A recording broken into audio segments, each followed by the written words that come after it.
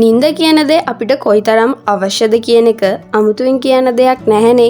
කොයිතරම් තරුණ ජව සම්පන්න වයසක ඉන්න කෙනෙක්ට උනත් දවස් කිහිපයක් හරියට නිදා ගන්න බැරි වුණොත් හිතා ගන්න බැරි විදිහට වැඩ කරන කාර්යක්ෂමතාවය පහළ බහිනවා. සෞඛ්‍ය පිරිහෙනවා. එතකොට ඔය රැට හැරිලා ඉඳලා පාන්දර නිදාගෙන දවල් වෙනකල් නිදා ගන්න එක උනත් සෑහෙන්න අවුල්. මොකද ඒකෙන් අපිට ශරීරයට අවශ්‍ය ගැඹුරු නිින්දක් ලැබෙන්නේ නැහැ. ඉතින් වැඩ කරන්න පුළුවන් කාර්යක්ෂමතාවයේ ඉඳලා ශරීරයේ බර වැඩිවීම, තෙහෙට්ටුව වගේ දේවල් වල ඉඳලා දියවැඩියා වගේ රෝග තත්ත්වයන් දක්වා ගොඩක් ගැටලුකාරී කාරණාවලට හොඳ නිින්දක් නැතිවීම නිින්දේ අක්‍රමවත් බව බලපානවා. හැබැයි ඉතින් මේ කාලේ අපි පුදුමාකාර විදිහට වැඩ කරන්න ඉගෙන ගන්න මහන්සි වෙනවනේ. දවසට පැය 24කුත් මදි කියන එක ගොඩක් අයට දැනෙන ප්‍රශ්නයක්. ඉතින් සමහර වෙලාවට වැඩ අධික වුණාම හිම අපේ නිින්ද අක්‍රමවත් වෙනවා. දවස් 4-5ක් පාන්දර වෙනකන් නිදි මැරුවට පස්සේ වුණත් ආයෙමත් අර ක්‍රමවත් නිදා ගන්න රටාවට එන එක ලේසි නැහැ. එහෙම වුණාට අපිට උපරිම වැඩ ප්‍රමාණයක් කරගන්න, ශරීර සෞඛ්‍ය සමබරව පවත්වා ගන්න නම් නිින්ද ක්‍රමවත් කරගන්නවා ඇරෙන්න වෙන විකල්පයකුත් නැහැ. අන්න ඒ නිසා ඒකට උදව් වෙන ටිප්ස් කිහිපයක් අපි මේ නිදාගන්නේ නැති උදවිය වෙනුවෙන් බෙදා ගන්න හිතුවා. එහෙනම් අපි යමු වීඩියෝ එකට.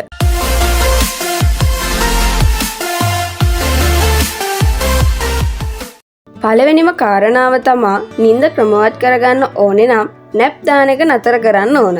සාමාන්‍යයෙන් ඔය නිින්ද අක්‍රමවත් වෙනකොට සිද්ධ වෙන දෙයක් තමයි රාත්‍රියට කොච්චර කළත් නිින්ද යන්නේ නැහැ. හැබැයි දවල්ට යක්ෂ නිදිමතක් එන එක. ඒ වෙලාවට අපිට හිතෙනවා පොඩි නැප් එකක් දාන්න. ඒ කියන්නේ කෙටි නිින්දක්. අන්නේ කෙටි නිින්ද ලබා ගන්න යන්න එපා. දැන් ටික දවසක් තිස්සෙම පුරුදු වෙලා නිසා දවල් නැප් එක වෙලාවේ එනකොට ඇස් අරගෙන ඉන්න බැරි ගානයි. වෙන වැඩක් කරගන්න බෑ වගේ මහන්සියක් දැනෙනවා. හැබැයි තමන්ගේ නිින්ද හරියට ක්‍රමවත් කරගන්න ඕන නම් ඉවසගෙන ඉන්න. පොඩ්ඩක් ඇවිදින්න. නිකමටවත් ඇඳට වැටෙන්න හරි කොහේ හරි වැතිරෙන්න හරි යන්න එපා. ආයි කීයට ඇහැරෙයිද කියන්න බෑ. ඒ නිසා රෑ නිින්ද ක්‍රමානුකූල කරගන්නකල් දවල්ට නැප් එපා. දෙවනි කාරණාව තමයි වෙනදට වඩා කලින් නිින්දට යන එක. දැන් ඉස්සෙල්ලා කියපු විදිහට දවල්ට කොයිතරම් නිදිමතක් ආවත් අල්ලගෙන හිටියට පස්සේ පොතේ හැටියට නම් රෑ වෙනකොට තද නිදිමතක් එන්න ඕන. ඇත්තට මේක හොඳයිනේ. මොකද අපිට තිබ්බ ප්‍රශ්නේ නිින්ද අක්‍රමවත් වෙලා නිසා මහපාන්දර වෙනකන් නිදිමතක් එන්නේ නැතිව පස්සේ දවල් වෙනකන් නිින්ද යන එකනේ. ඉතින් දැන් තියෙන්නේ නිදාගන්න එක. හැබැයි ටිකක් කලින් නිදාගන්න ඕන. ඒ කියන්නේ මෙහෙමයි. දැන් අපි කාලයක් තිස්සේ පුරුදු වෙලා තියෙන්නේ පාන්දර 3-4ට විතර නිින්දට වැටිලා පහුවදා 9ට විතර ඇහැරිලා ආයෙ දවල් 1-2 වෙනකොට පැය 2ක විතර නැප් එකක් ගන්න කියමුකෝ. හැබැයි අපිට ඕන 11ට නිදාගෙන පහුවදා 6ට හැරෙන්න. ඒ ප්ලෑන් එක පටන් ගන්න අද 11 වෙනකන් ඉන්න එපා. 9-10 වෙනකොටවත් නිදා ගන්න බලන්න. තුන්වෙනි කාරණාව තමා වෙලාවට නැගිටින එක. සාමාන්‍යයෙන් නිින්ද අක්‍රමවත් වුණාට පස්සේ තියෙන ලොකුම ගැටලුව තමයි ඇහැරෙන එක. ඒ කියන්නේ පළවෙනි දවසේ කලින් නිදාගත්තට පස්සේ ඔන්න උදේට හැරෙයි. හැබැයි ඊට පස්සේ 11ට නිදාගෙන 6ට හැරෙන්න ගියාම ඇහැරුණත් හිතනවා තව පොඩ්ඩක් ඇඳේ ඉන්න ඕන කියලා. ඔන්න දන්නේම නැතුව ආයෙ නිින්ද යනවා. ඇහැරෙනකොට 9යි. අන්න ඒ නිසා එලාම් 2-3ක් හරි තියාගෙන 6ට නම් 6ට නැගිටින්න. පුළුවන් නම් ගෙදර කෙනෙක්ට හරි කියන්න වෙලාවට ඇහැරවන්න කියලා. ඒ විතරක් නෙවෙයි ඇහැරුණාට පස්සේ ආයෙත් ඇඳට වෙලා ඈලි මෑලි ගතියෙන් ඉන්න දෙන්න එපා. කොහොම හරි ඇඳෙන් නැගිටවන්න කියලාත් කියන්න. ඔය කරදරේ ඇත්තටම තියෙන්නේ දවස් කිහිපයයි. ඊට පස්සේ එලාම් නැතත් ඒ වෙලාවට ඇහැරෙන්න පටන් ගන්නවා. එතකල් කාගෙන් හරි උදව්වක් තිබ්බත් කමක් නැහැ වෙලාවට ඇහැරෙන්න. හතරවෙනි කාරණාව තමා නිින්දට කලින් ස්මාර්ට්ෆෝන් භාවිතා කිරීම නතර කරන එක. ගොඩක් වෙලාවට නිින්ද අක්‍රමවත් වෙන්නත් එක හේතුවක් තමයි අපේ නිින්දට බාධා වෙන වැරදි පුරුදු. උදාහරණයක් විදිහට කිව්වොත් ඇඳට ගිහිල්ලත් ෆෝන් එකෙන් සෝෂල් මීඩියා වල සැරිසරන එකෙන් නැතිනම් වීඩියෝස් එක දිගට බලන එකෙන් නිින්ද ඈත් වෙන එක තමයි වෙන්නේ. ඒකට ප්‍රධානතම හේතුවක් තමයි ඔය ස්මාර්ට්ෆෝන් හෝ ටැබ් වගේ උපාංගවල නිල් තිරය නිසා අපේ නිින්දේ ක්‍රමවත් චක්‍රය පාලනය කරන මෙලටොනින් නිෂ්පාදනයට බාධා ඇති කිරීම. අන්න ඒ නිසා පුළුවන් තරම් ඇඳට යනකොට ස්මාර්ට්ෆෝන් එක ගෙනහිල්ලා නිින්ද යනකල් ඒක පාවිච්චි කරන පුරුද්දෙන් අත් මිදෙන්න. පුළුවන් නම් නිදාගන්න වෙලාවට පැයකට කලින් ඔය ඩිජිටල් උපාංග පාවිච්චිය නවත්තන්න. හැබැයි ඔය පොත් කියවන්න පාවිච්චි කරන රීරීඩර් නම් ගැටලුවක් වෙන එකක් නෑ. මොකද ඒවයේ තියෙන්නේ කඩදාසියක් වගේම ඊ ඉන්ක් තිර නිසා. ඒ වගේම ඇතැම් වැරදි පුරුදු නිසාත් අපේ නිින්ද අක්‍රමවත් වෙනවා. ඇත්තටම අපි නොහිතා අපේ නිින්දට බාධාගෙන එන විවිධ පුරුදු තියෙනවා.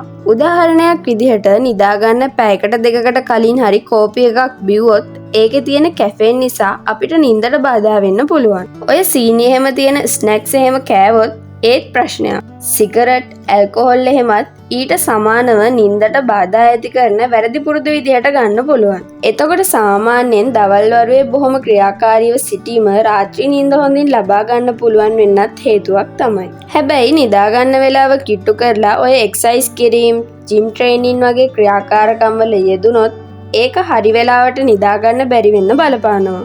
ඒ වගේම නිදාගන්න කලින් බොහොම දීප්තිමත් ආලෝකයකට නිරාවරණය වීමෙනුත් අපේ ජෛව කටිකාව එහෙමත් නැතිනම් වෙලාවට නිදාගෙන වෙලාවට ඇහැරෙන අපිට උදව් වෙන ඇඟ ඇතුලේ තියෙන ඔරලෝසුව කේස් වෙන්නත් පුළුවන්. ඊළඟ කාරණාව තමයි නිින්දට පෙර රිලැක්ස් මූඩ් එකක් තියාගන්න එක. මෙන්න මේකත් අපේ නිින්ද හරියට නියාමනය කරගන්න, නිින්දේ ක්‍රමවත් චක්‍රය හරියට හදාගන්න අත්‍යවශ්‍යයි. ඒ තමයි අපි නිදාගන්න තීරණය කරපු වෙලාවට කලින් රිලැක්ස් වෙන එක. මේකට කරන්න පුළුවන් ඔයකුත් දේවල් තියෙනවා. එකක් තමයි භාවනාවක් වගේ දෙයක් කරන එක. සමහරුන්ට පොතක් කියවලත් රිලැක්ස් වෙන්න පුළුවන්. එතකොට ඕනනම් බෙඩ් ටයිම් ස්ටෝරිස් වලට ඇහුම්කන් දෙන්නත් පුළුවන්. අපි රිලැක්ස් වෙලා නොදැනුවත්වම නිින්දට වැටෙන විදිහේ මියුසික් තියෙනවා. දැන් තියෙන ගොඩක් ස්මාර්ට්ෆෝන් වල ඉන්න ස්මාර්ට් ඇසිස්ටන්ට් good night කියලා කිව්වහම එයා ඒ විදිහේ රිලැක්සින් මියුසික් ප්ලේ කරන්න පටන් ගන්නවා. අන්න ඒකත් මරු. මේ ඇරෙන්න නිින්දට පෙර අපේ මූඩ් එක ආතතියකට ගේන. එහෙමත් නැතිනම් කලබලකාරී මූඩ් එකක් ඇති කරන විදිහේ ක්‍රියාකාරකම් වල නොයෙදීමත් මෙතනදී වැදගත්. ඒ කියන්නේ ඔය වේගවත් නැතිනම් ප්‍රචණ්ඩ වීඩියෝ ක්‍රීඩා ප්ලේ කිරීම. වේගවත් සංගීතයට සවන් දීම වගේ ඕනම එකක් වෙන්න පුළුවන්. ඒ වගේම අපේ නිින්දේ ක්‍රමානුකූල චක්‍රය ක්‍රමවත් කරගන්න උපයෝගී වෙන දෙයක් තමයි උදේම නැගිටින එකෙන් ඵල ප්‍රයෝජන ගන්න එක. ඒ කියන්නේ මෙහෙමයි. දැන් අපි 6ට නැගිටලා ඕනේ නම් මෙහෙට වෙවි කැරකි ඉන්න පුළුවන්. සමහරු 6ට නැගිටලා 8 වෙනකන්ම ඇඳේම ඉඳන් Facebook එකේ හෝ TikTok එකේ Instagram එකේ සැරිසරනවා. හැබැයි ඉතින් නැගිටලා අපි කියන්නේ උදේට නැගිටිනවා කියන්නේ කෙලින්ම ඇඳෙන්ම නැගිටින එක. ඊට පස්සේ ක්‍රමවත්ව දවස කඩිසරව පටන් ගන්න ඕන. මූණකට සෝදගෙන ඊට පස්සේ ඕන නම් රිලැක්ස් වෙන්න කරන දෙයක්. ඒ කියන්නේ භාවනාවක් හරි වත්තේ ඇවිදිනවා වගේ දෙයක් හරි ඕන නම් ජිම් එකකට ගිහින් නැතිනම් ජොගින් ගිහින් ඒ වගේ ශරීර සුවතා ක්‍රියාකාරකම් කරලා උදේවරුවේම දවස වැඩ පටන් ගන්න ඕන.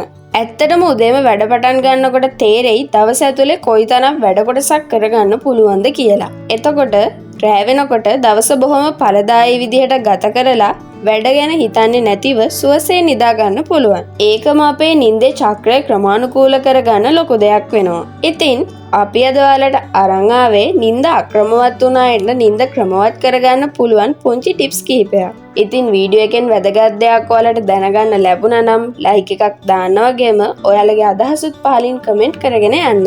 ඒ වගේම අපේ විශ්මදොරටු YouTube නාලිකාව සබ්ස්ක්‍රයිබ් කරන්නත් අමතක කරන්න එපා. එහෙනම් අලුත් වීඩියෝ එකකින් ආයෙමත් මුණ ගැහෙමු. සුබ දවසක් වේවා.